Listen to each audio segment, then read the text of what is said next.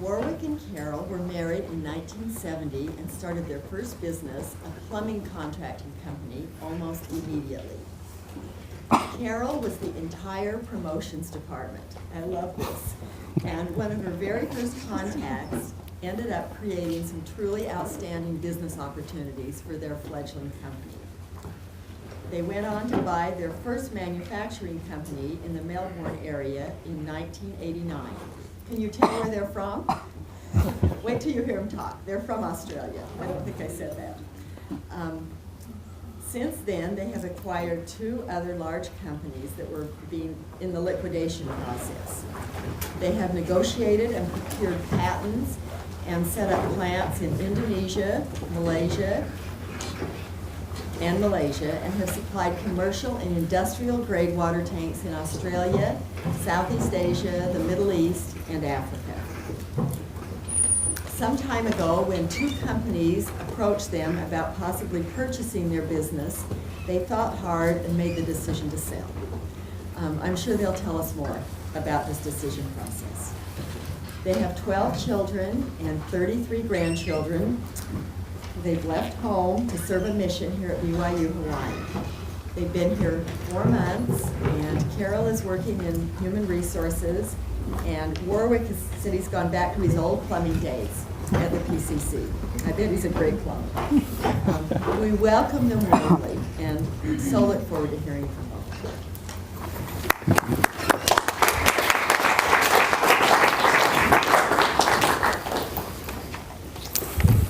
Hi everybody, it's good to be here. Aloha. Aloha. That's right, sorry about that. Are you going to pick up?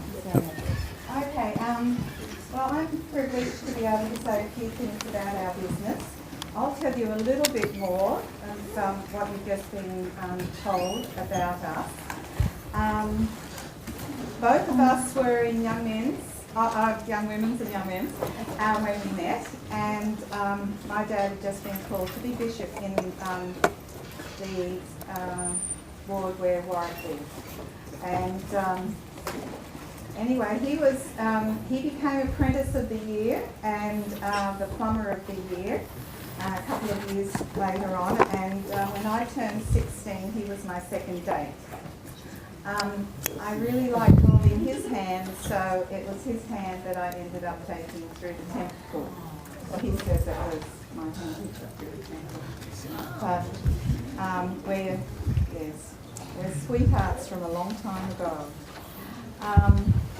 We were married in the New Zealand temple. We came home from the temple with $40 and a car, that car, and what else did we have? A toolkit. We had a toolkit for plumbing. We called our business Spiller Plumbing Services. Very original. Very original. Spiller is a good name for water, don't you think, and plumbing. Yes. So money was tight, and Warwick was quiet. So I thought I need to get this, people to know what a great plumber I was married to. So I decided to go over to Bankstown Square, which was the biggest shopping centre that we had at that time. And I decided, are you okay with me? Yep. Yeah. I decided to hand out Warwick's business cards so that people could know we were in the area. And I was walking through, and the manager came up to me and said, he introduced himself and asked about the children, because I had one on my back, one in the pram, and I was expecting one. And so we had a lovely little chat, and then he sort of bent over and he said, you're not supposed to be doing this in the shopping centre. Oh, I am so sorry. Oh, please excuse me, I didn't know that. And so we shook hands and we said goodbye, and he was just a lovely man. His name was Robert Hockman. And you gave him one of those cards. And then a couple of days later, the most exciting thing I thought could ever happen, he rang up and he wanted to talk. And, we were living in a garage at his mother's place. Mum and Dad's place, saving for our home. So he rang up and said, I need a good plumber. And we said, we'll be there. We were so excited when Warwick got home because there were no phones, you know, no mobiles and that sort of thing. So anyway, that happened and I need to move along. From working with Robert Hockman, he ended up moving into he kept on moving to bigger and better establishments where he worked for Eld Sis. He ended up in Sydney, in the biggest building in Sydney at the time, and they wanted a whole revamp of the plumbing, which Warwick, you know, was a little bit concerned about doing, but he worked night and day with a good crew and he got that job done. Then they had tank problems. So he thought, why not have a look at that? We were saying prayers all the time and paying our tithing and all those good things. So we had that extra bit of faith, I think, that we could do things. And so from there, he fixed up the tanks, any water tanks. You know they have them in high-rise buildings to put water through the building. And then the tank company that we were fixing up water tanks, they started using us. Then they wanted to sell. So Warwick bought up their business, which led us to, you know, buy up more plumbing, water tank businesses.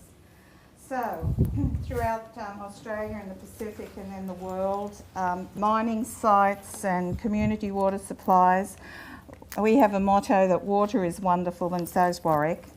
And we had 50 boys that were able to work through for our company who were able to become save their money for their missions, and that included our children that worked in our offices and in our out in the field. So yes, and then after having all these children and all of this hard work and everything, and there were such hard times, and we really needed to rely on the Lord a lot.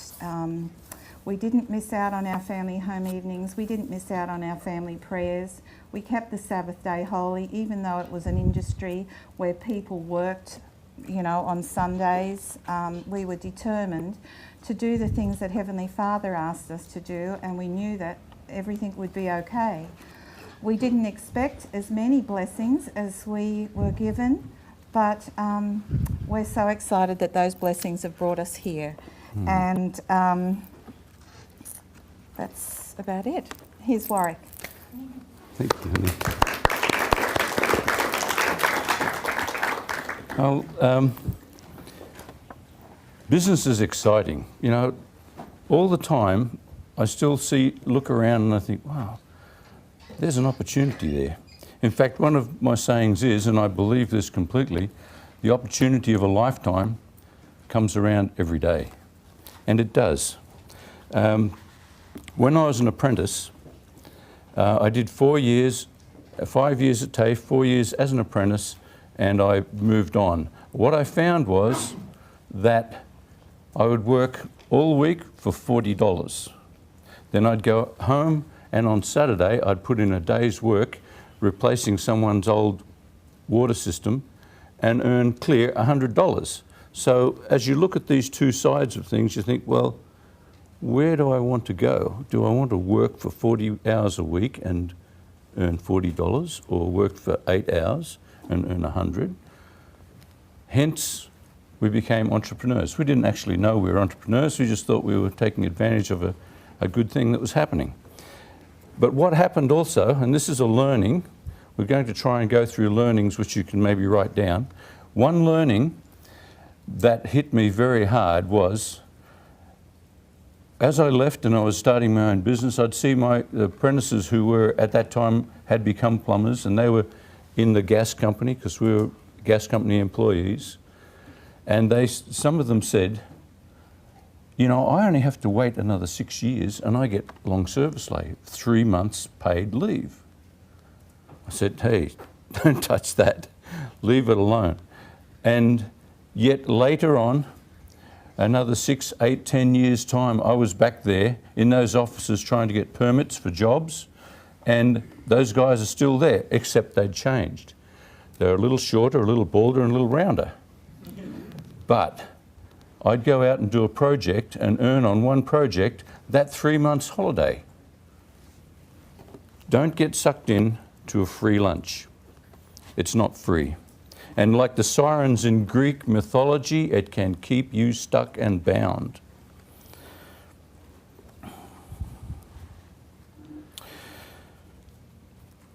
Spiller Plumbing Services, we started off just doing houses. Our new work would be houses, and we'd do high-rise maintenance. Then we had an opportunity to do a factory. Now it's a little more difficult, but we did that. We found out how to do it. Then we had the opportunity to do some schools, some hospitals, and some other larger government-type buildings. All the time learning how to do it better. And what it actually showed us was that the competition thinned out as you got into a more rarefied atmosphere. So if you can find a niche in a business, that's a great thing, because the returns come up, don't they? I mean, who would ever have thought that someone would become a millionaire selling over the internet Billy Bob teeth? That's crazy, right? But learning from what Carol said about our friend Robert Hockman, people come into your life who are put there, I'm sure, by divine intervention, who help you in a certain direction. And Robert was one of those people. We celebrated last year, went down to Sydney and celebrated he and his wife's 80th birthday. They've been friends forever now, and they're great friends. A true blessing from Heavenly Father to us. His wife worked in a timber company, and he worked on high-rise buildings.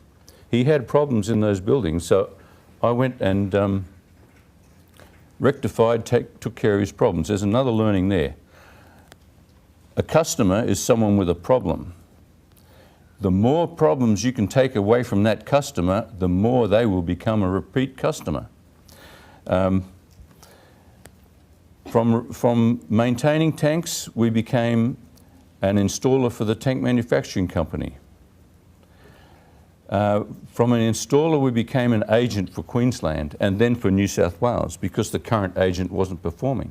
And then after 1988, which was the party year in Australia, it's our bicentenary and everybody was mainly concerned about parties, no one was doing much. But we had $250,000 worth of sales in the pipeline coming through.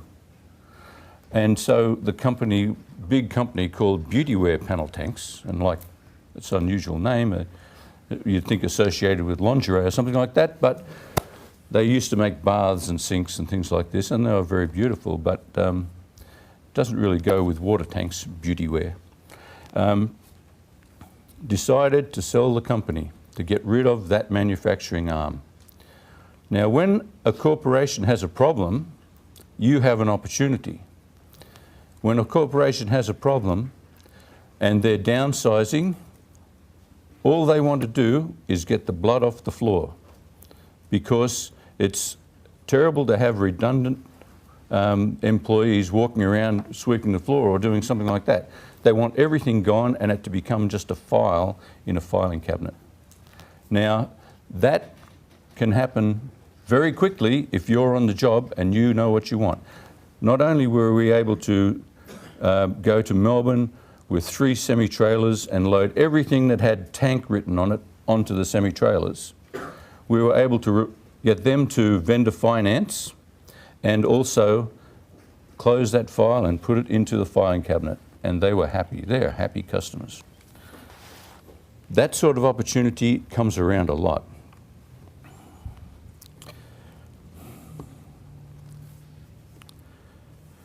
There's a learning here. People you meet bring gifts to you. Make sure you are bringing a gift to them.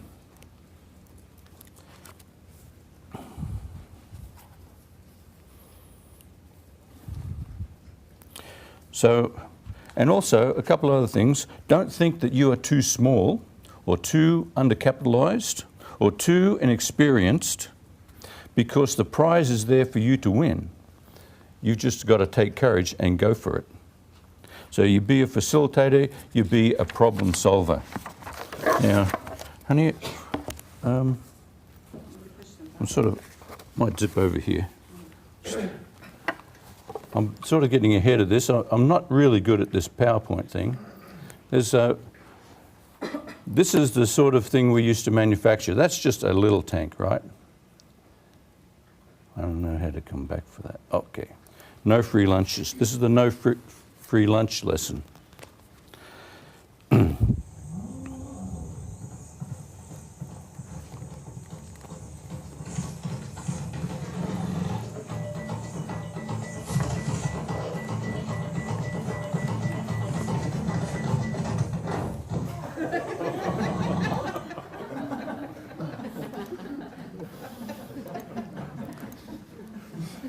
Okay. There are no free lunches. Someone pays. And yeah. Our initial market, Trevor, can we bring up that website? Our initial market was for square tanks pressed in large presses that bolt together. The panels are 4 foot square and bolt together.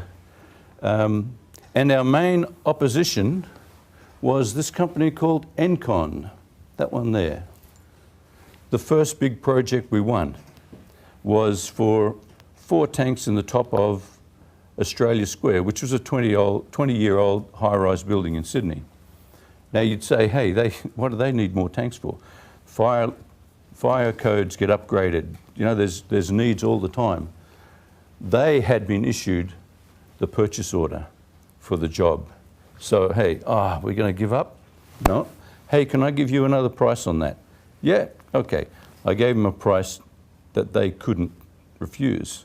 They rang Encon and said, hey, give us that purchase price back or you'll never do any more work for us. They did, and we won the project. I got under the skid a few times, actually, because there was another project years later. That project was worth to us about $70,000, and it was good profit as well. Another project years later in South Australia at Port Lincoln Tuna Plant. And I think there were 7 tanks in a process, wastewater treatment process there.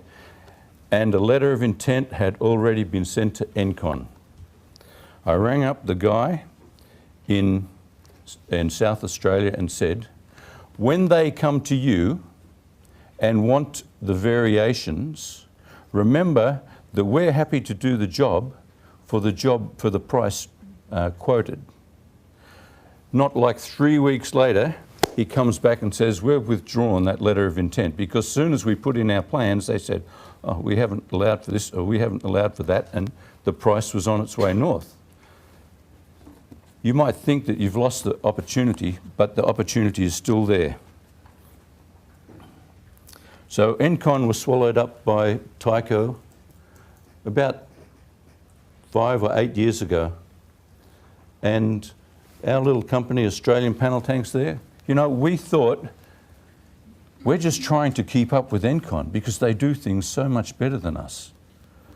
But when we were bought over by Tyco and we actually got to see the insides of Encon, we found out that the processes that we had in place, the manufacturing ability that we had, and the ability to supply on time and right was in excess of their abilities completely. So, you know, that sometimes there's a lot of hype, but it doesn't mean that there's a lot of substance behind that. So don't think that because the purchase order has been issued, that the job is lost. You just haven't made the winning approach yet. Never give up, change your approach. And we're talking about thinking outside the box as well. Learn and understand the corporate mentality, and you use it to your advantage. Now, can anybody tell me what a liquidator's objective is? What's a liquidator's objective? Any hands? Yes? Get as much as possible, but like basically resistance. To whom? Sorry? Like if someone's liquidating someone, try to get as Absolutely, absolutely. The liquidator himself is interested in his percentage. That's right.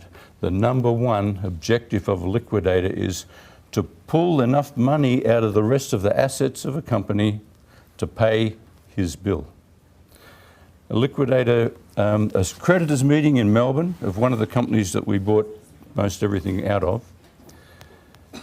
The liquidator comes in and says, I've received $25,000 from the debtors and the company and from selling assets.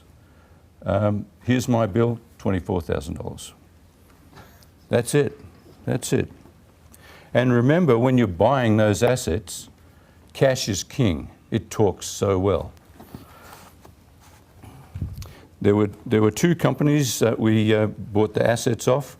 The Wilcox, Dryden, Brent, they manufactured exactly the same type of tank that we did. And they had a whole set of tooling. We went and we bought that tooling. Keeps another competitor out and upgrades our tooling. Another company, Tank Systems Australia, out of Western Australia. We met at their liquidation sale and bought most of their equipment and 2 sets of tooling. And there was another set of tooling at, which had been repossessed. I had a friend from over in Perth, Steve Bailey, who I'm not sure if he was at this campus or Provo, but he did accounting and he was great. He stood up the back and flicked up his finger and bought that for us. And what that did was that secured us enough tooling to sell overseas into these other plants. We manufactured that type of system for a number of years, but figured out after time that there was an easier way to do it. So we actually, because a panel takes half an hour to build and we can actually put one through a CNC press in a minute and a half to 2 minutes, we figured out, well, that's better. We'll sell it overseas somewhere where they can use it, not be in competition with us, but we can bring in some dollars. So we did that, and in 2000, was it, or 2001, GST was put into Australia. We got the GST, which I think you folks might be heading towards from. And what happened in that year, every company that I spoke to has actually got, that's a goods and services tax added on, sorry. Every company that I've spoken to for that year had a drop of 50% in their turnover, as did we. Now, we were hoping to actually use the sale of the plants that we set up in Malaysia to actually pay off our house. But hey, what it did was keep the business running for the year. So it was truly a blessing to us. Now, I'm sort of losing my spot here. Think outside the box. This is one thing that we did, well, a number of things we did. One in particular was that we used to always say, keep things simple. It's the KISS process, isn't it? Keep it simple, because we're all stupid. And the people who know how to do that best are the people on the factory floor. Ask questions, go and ask them, what do you need to make your job more effective? What can I do to help you in what you're doing? What do you need? Is there a better way to do it? And so our employees had input on, okay, for instance, we would make up a bracket which was welded and which would take the guys about half an hour to put onto the side of a tank, and it would accept the roof purlins. We had one of the guys come up with a brilliant idea of a hinged one, so you didn't have to worry about which angle it was at. Because when you're out in the middle of nowhere and you've got a bracket which is at this angle and it's supposed to be at that angle, you've got a problem. So keep it simple is absolutely something that we need to do, and in that and in everything we need to think outside the box. How can we do it better? Just because it's been done this way all the time doesn't mean we have to keep doing it that way. And we've got a little video here which helps us to understand that a bit better. Some people thought we were crazy, but I'm a firm believer in paradigm breaking, outside the box thinking. It was over 15 minutes ago, Mitch! And since Terry's been with us, our productivity has gone up 46%. More from our employees than ever before. You know you need a cover sheet on your TPS reports, Richard! That ain't you, baby! Hey, Janice!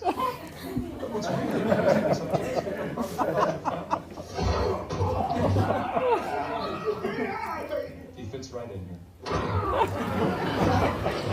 That's a long distance. To be honest, I wish Reebok sent us 10 Terry Takes.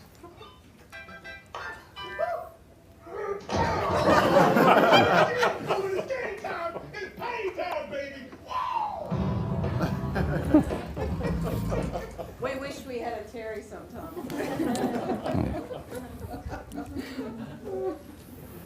You know, every employee that you have as a business owner, you've actually invested a lot of money in them. And I mean, you don't treat them that way, because there's a, but there are times, reproving times needs to happen.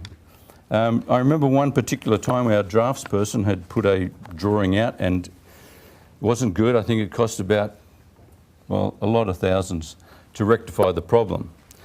So I asked him for a $20 note, and he took it out of his wallet, and I put it through the shredder, and then I stuck it onto a piece of paper and put it on his wall, just to remind him that he needs to double check all the time. I did reimburse him though. Yeah. He didn't reimburse us, though. Also, it is harder to find a new customer or client than to keep your existing ones. There's your potential client has a problem, relieve him of that and of as many problems as you can. When you build a tank, you're talking about excavating the ground, putting in concrete, pipe work, building the tank, and some pipe work off the tank normally. As much of that process as you can remove from that person adds more value to the project you're doing and keeps him less encumbered in the head. All you want him to do is to write out a check and hand it to you with a smile. That's all. And also remember, one of my favourite scriptures is Alma 41:15, which is the law of the harvest. If you want to write that down, have a look at it later. It affects every part of our life, our interactions with people. Now also,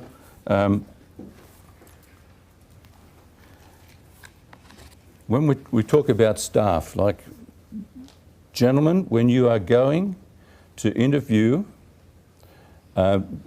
someone for a position in your company, whether it be an employee, a financial chief financial officer, or business associates or partners or whatever, make sure that you take your wife along. And then afterwards, listen to what she advises, because she'll probably be more in tune than you will be at the time. And also, don't be afraid to invite someone to actually look for another job,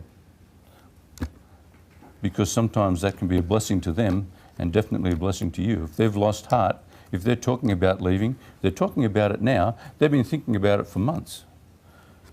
And don't be afraid to do that, because it is actually a win-win situation, because they end up with a better job. One door closes, another one opens. And lots of times it's a better door, into a better room behind that door. So it's a win-win. And Ziegler said also, you can get everything in life that you want if you help enough other people get what they want. So it's not a matter of being a stingy employer who drives to work in his Mercedes or in his big BMW, and everybody's saying, I'm working hard and he's driving the Beamer, you know. It's better to come in the old VW and keep the Mercedes around the corner.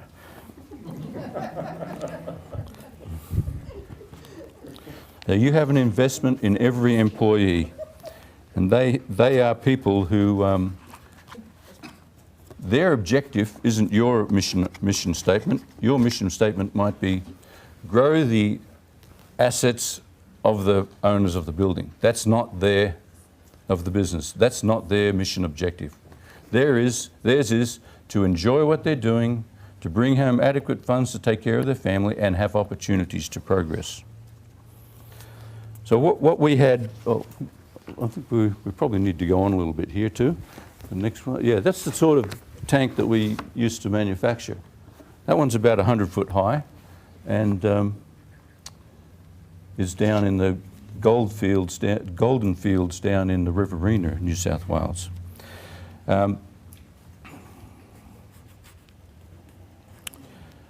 One thing that is very important in your business is the morale of the people who are working for you.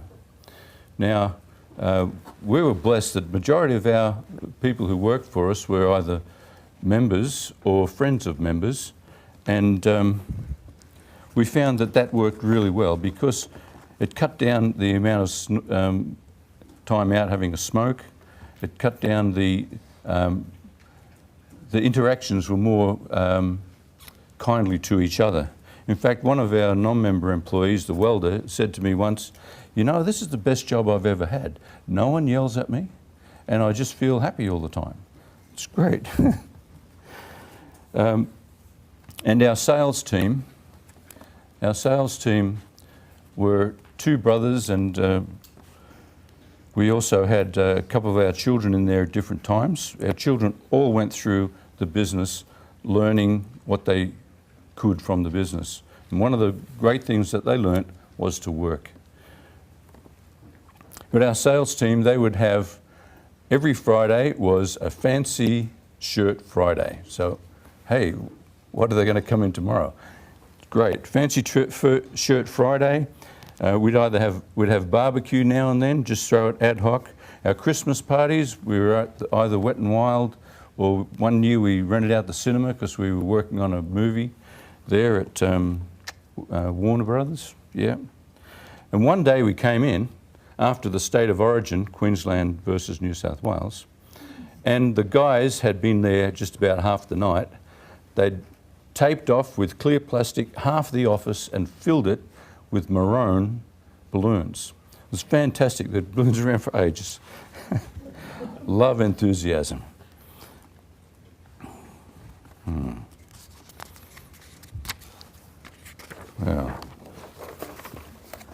Well, maybe, yeah, that's good. We've just got a couple of those different ones. That one there, if we can run that little video. This is the one of the videos that was on our original website. It hasn't got any sound to it, but it just shows the process. It really is important to have a great website. Have one that's not just a bore, have one that's somewhat interactive and shows what you do.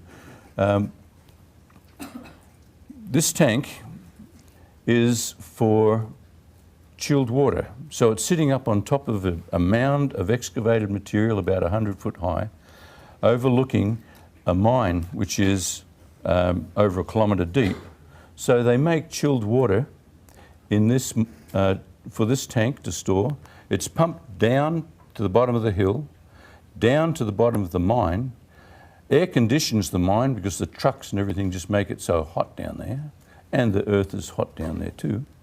And these guys needed this tank. I've found that 2 weeks to assemble it is about it. With all the internal pipe work and everything, 2 weeks. And there's a satisfied customer.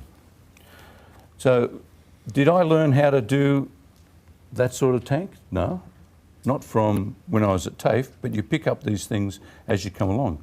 Or you find someone who does and learn from them. One thing that,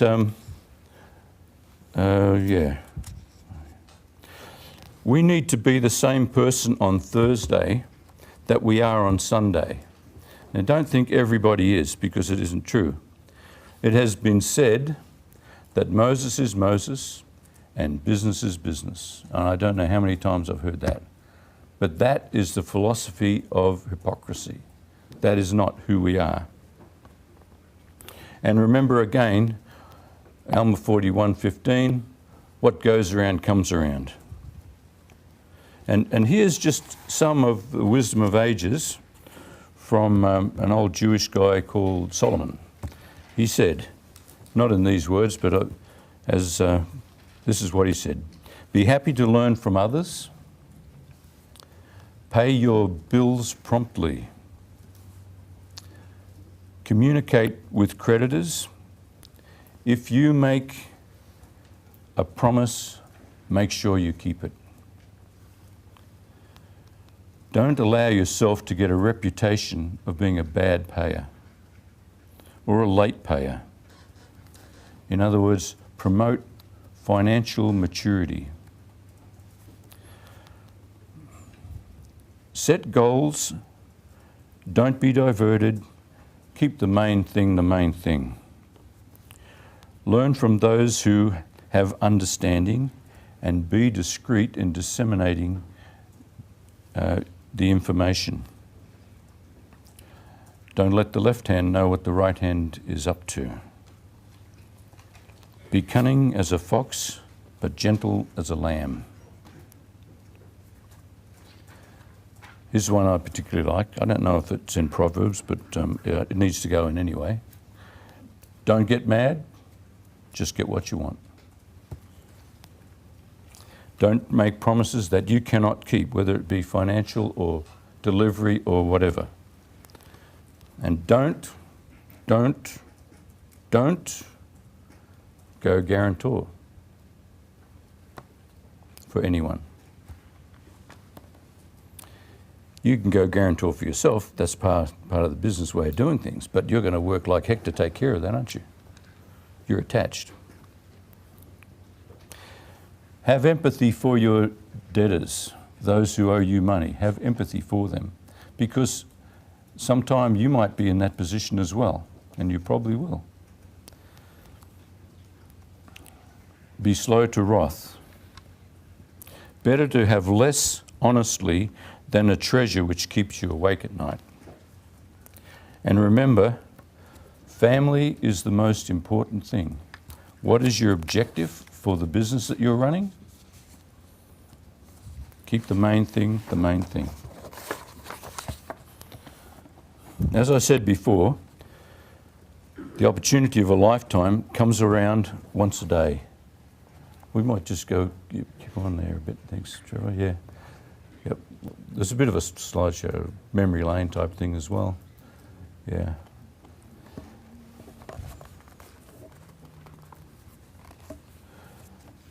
That's part of they've all been in the assembly crew, these guys, our sons, on different places, different islands, and the girls in the office and also on the assembly crew. Yeah. And that little spot there, if you want to know how it was earlier on in our life, just shows all the kids as we were having all these little ones running around the place. Looking back, it was a time of great enjoyment, because looking back, you actually overlook some of the stresses that were around at that time, right, honey? But absolute joy there. Man is that he might have joy.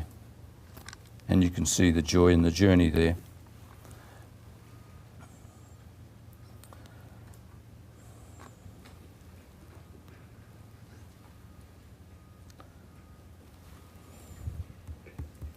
There's a video, I don't know if it's still available, put out by the church, which is to do with the ward employment specialist should have access to it.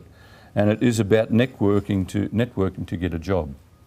Now, that video is very insightful. For our sales team, we showed that a number of times, for the approach that they make when they're making a call. Majority of our customers never ever saw our factory, our plant at all, because they were in Western Australia or in Africa or in Samoa or in New York. Our furthest customer was from New York. Never saw him at all. But there's people all around who know someone who knows someone who knows that job that you're looking for or that project that you're looking for. So you go and you find out. You don't ring irrelevant people. You ring another company, maybe a company of engineers. Hey, I know there's someone, and the person who answers on the reception is the best person. Get on well with her and you'll have access everywhere. There's a person in your office who knows of a project that needs one of our tanks. Do you know who that would be? Well, you could try this person, this person. Already you've got 3 contacts. And it might not even be in that. It might be that the project's gone to another company and they can update you on that and you can go there. But the opportunity of a lifetime comes around once a day. So tell me, what opportunities have you seen lately, if you want to share? I mean, I don't know, I'm not looking for doing anything, but I'm just wondering what you're thinking about. Have you seen any opportunities lately? Ask questions, find out. Well, there was one I was thinking about just the other day. I was talking to Zach over at building the gateway, and he's getting loads of concrete now. So where's the concrete come from? It comes from Sand Island, which is like Honolulu. So why do you get it from Sand Island? Wouldn't it cost more than this company that's like 2 minutes away? Well, they haven't got good enough plan to give us 30 MPa concrete strength. Okay, that's interesting. I know that here we're going to have a lot more buildings built. There's a lot of opportunities for supplying material into this area. Let's go and have a look down there. So I went down and spoke to Mike, who owns the company. And it's a little sort of run down. And he hasn't got good mixing gear. It's computerized, but he's not really sure how to run the computer access system to it. So he was wondering if there was maybe a BYU student who might be able to help him with the computer stuff. Now, opportunity of a lifetime comes around once a day, but there's a guy who's sitting on an asset which needs a little bit of money injected into it, and the turnover is whatever is possible.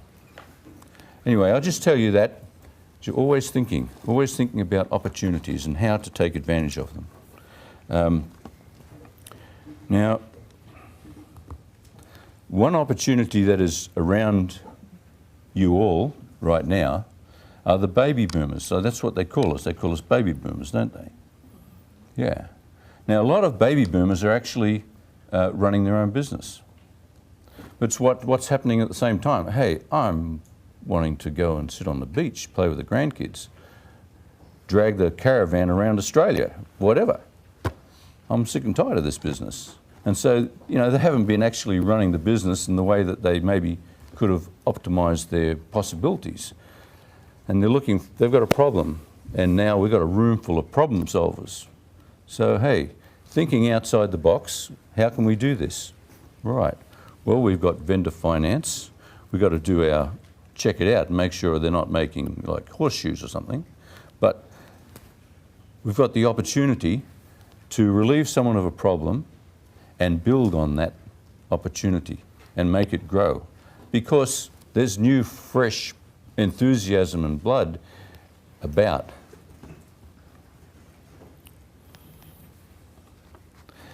Now, a couple of words of advice. If you've got someone who wants to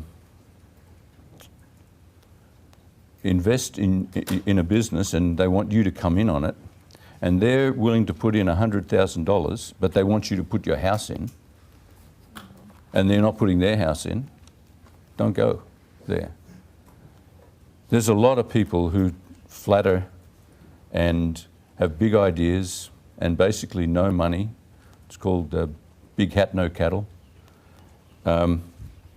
Just be wise in your learnings that you can't actually make money out of enthusiasm unless you've got substance to go along with that. So be your own person. Persistence, persistence, persistence. Hard work, be flexible. Use mammon wisely to an end, not an end in itself. And last of all, I'd like to say, I had our financial administrator in the business there was an Indian guy named Richardson. I still can't say his last name.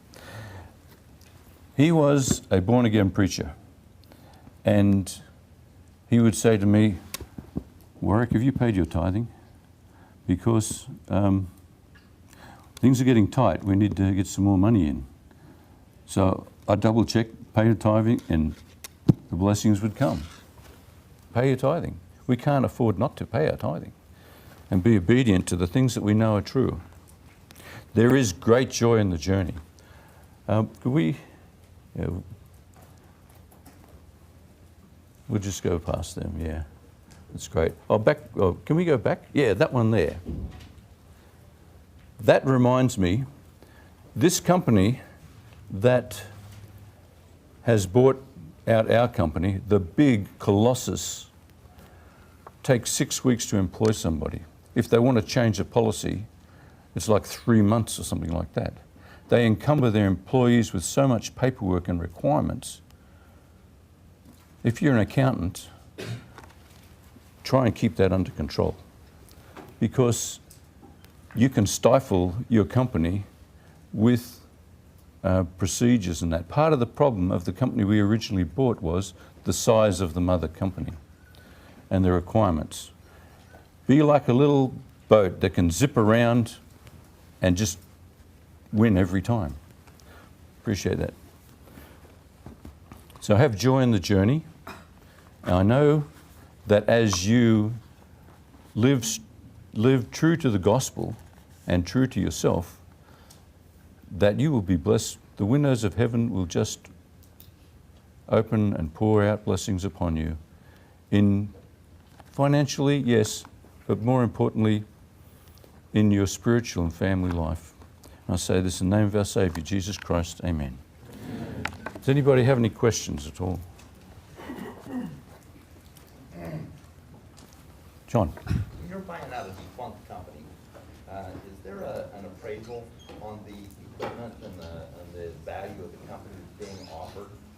And then do you pick it up for some percentage of that appraisal, or how do you handle it? Well, if the liquidator's selling it, the patents that we bought were originally for sale to BHP for over $500,000. We negotiated for 2 years. We bought the patents for $32,000, including another set of tooling, which was worth about $40,000. So negotiate, absolutely, everything, yeah. Yes? When you started out as a plumber, did you have any plans or goals or dreams that you'd move on to these big things? Can you repeat the questions? Sorry? Can you repeat it? Repeat the question. Oh, Sister Tanner's asking if when we were plumbing, if we had thoughts of being a large multinational company or a company that reached into the parts of the world. We didn't have that as a thought or as a goal.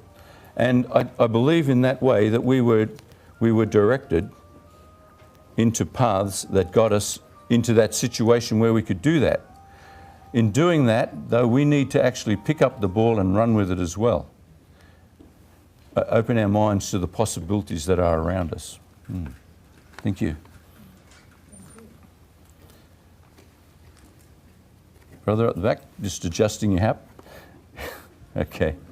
Yes? When you were starting to expand and go to bigger jobs, did you have anyone there advising you as to business advice? That's a good question as well. I guess a lot of our company we actually ran by the seat of our pants. It wasn't for the last few years that we had an accountant who was doing anything more than just getting our annual accounts together for the taxation department. We did put in place, though, procedures within the company where we would brainstorm, because you can go broke by not having the turnover, but you can also go broke by growing too quickly and outstretching, running faster than you are able. So we did a lot of that in-house because we had people on board who were very smart. Thank you. How do you keep your children humble, assuming that they are, like, you don't know them, but like, how do you create wealth and at the same time parent in a way where the wealth doesn't affect them in a negative way? I guess, Honey, do you want to answer that? We always acknowledge that our blessings come from Heavenly Father, and let them know that we feel that way.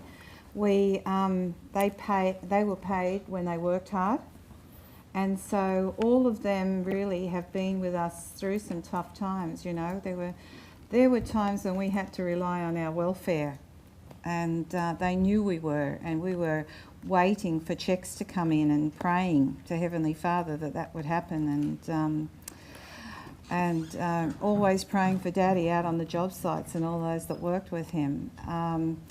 Family home evening. Family home evening, always, you know, expressing gratitude. You cannot keep children grateful unless they are around you being grateful for the good things that are coming and expressing what's happening. And isn't this great, you know, that's happening? And but it does get difficult, and the younger ones are a little bit more spoilt than the older ones were.